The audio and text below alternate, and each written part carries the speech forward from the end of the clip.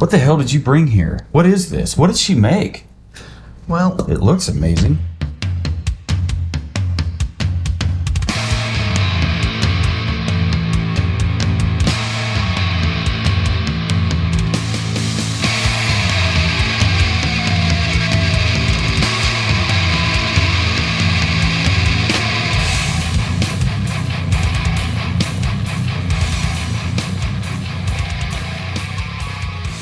Smells good.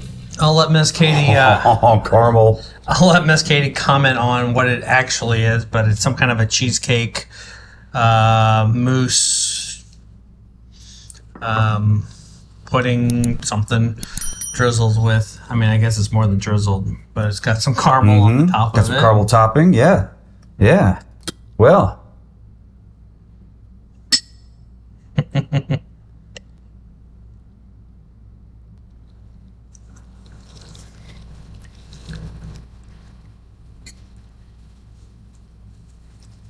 It's like vanilla, toasted. It's like some marshmallow in there or something.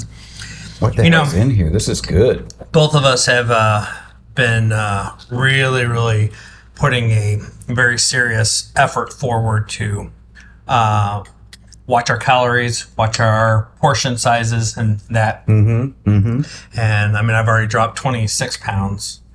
And so she's cling. But she asked me, she goes, are you not gonna do your Wednesday night desserts? I'm like, oh no, I'm gonna enjoy our tasty treats. As long as you are making them, I'm gonna enjoy them. Absolutely, and that's how I feel about me and my diet. I've switched back over to paleo.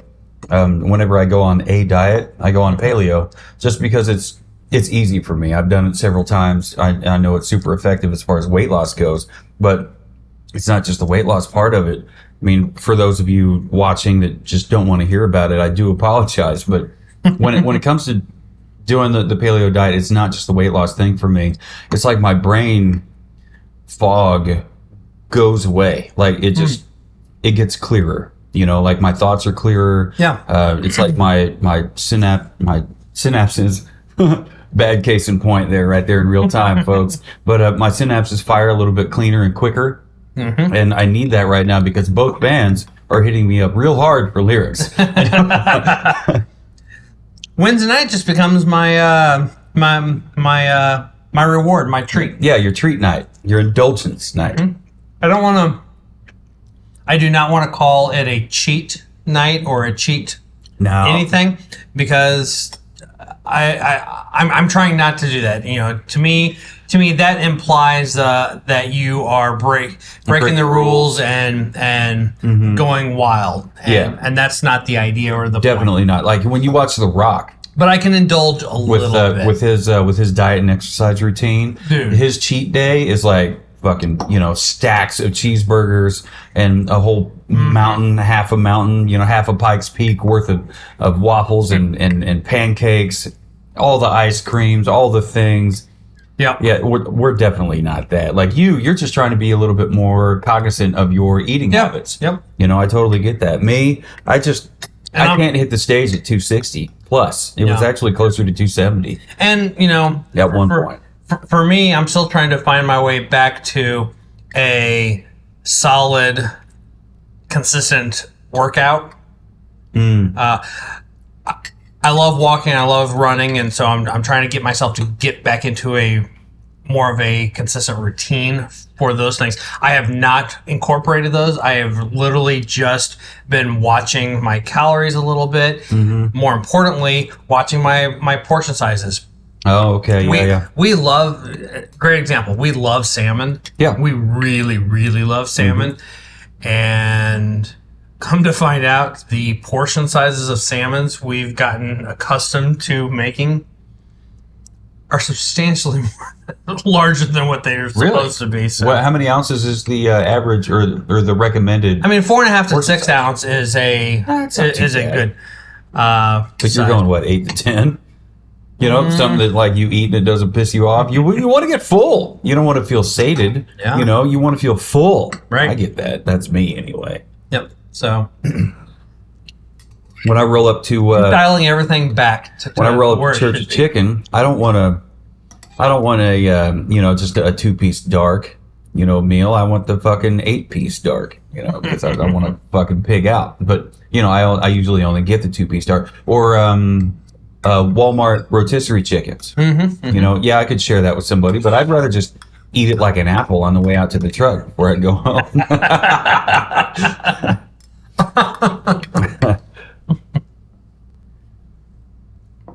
This is very tasty.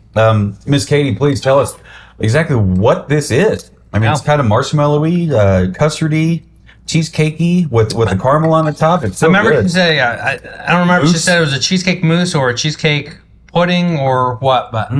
Yeah, there could be no marshmallow in here, but for whatever reason, it's picking up like marshmallow fluff for me. And maybe that's, because of the caramel. As I was spooning it out into these little ramekins. Yep, that's the word I was looking for, ramekin.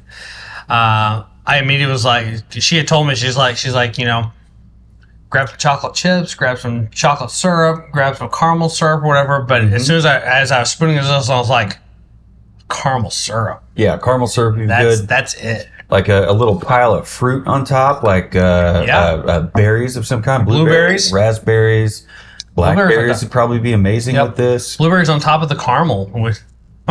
Yeah, blueberries on top of the caramel would be good. Yeah, caramel doesn't exactly sit right with all berries, but blueberries definitely. This was a hell of a treat, and maybe even with cherries. Sure. Thank you, W2. Thank you, Miss Katie, and thank you everyone who sat there and watched us fat this down and talk about our eating habits like you guys actually care. But if you have stuck around this long, thank you for caring, and maybe it inspires somebody else to kind of rethink or at least think about their intake. Maybe you don't need to eat until you go into a food coma. Maybe I have a friend of mine. He views food as fuel. Like it's either fuel or medicine or maybe a little bit of both. So that's just how he thinks. So when the pump cuts off, my head there. When the pump cuts off, he goes ahead and keeps on squeezing. Then right? Yeah, like his meals are that way. Like they're very. He's very very intentional is the right word with what he puts into his body. He's really big into bicycling, where he used to be. I haven't seen him post anything lately about his long distance bicycling, but. I love him. I support him with whatever he wants to do. Ryan Beaver, I'm talking about you. So, definitely thank you for watching this bonus episode of the Savor the Burn podcast. Do you have anything to add about this? I just want to say, keep watching later this week. What we got sitting on the barrel is going to be what we get into. Yeah, and we have not had this. We're going to talk about this in the episode, but we have had the Jeffersons. There's some things to talk about. Actually, on this podcast, I have had the Jefferson's Ocean. I've had the Jefferson Ocean Rye, but I've not had the regular plain old Jefferson Ocean. We talked about that in Messenger either today or yesterday, and we have not had the barrel proof or the single barrel. I'm really looking forward to getting into this bottle. I mean, look at that topper. It's unique. That's natural cork in there. It's got a little bit of a thin neck, but I think that's a Jefferson's. That's a Jefferson's thing. That's a Jefferson's thing. Yep. So, I'm definitely looking forward to that, and hopefully you are too. So, stay tuned this week on Savor the Burn. Bye-bye!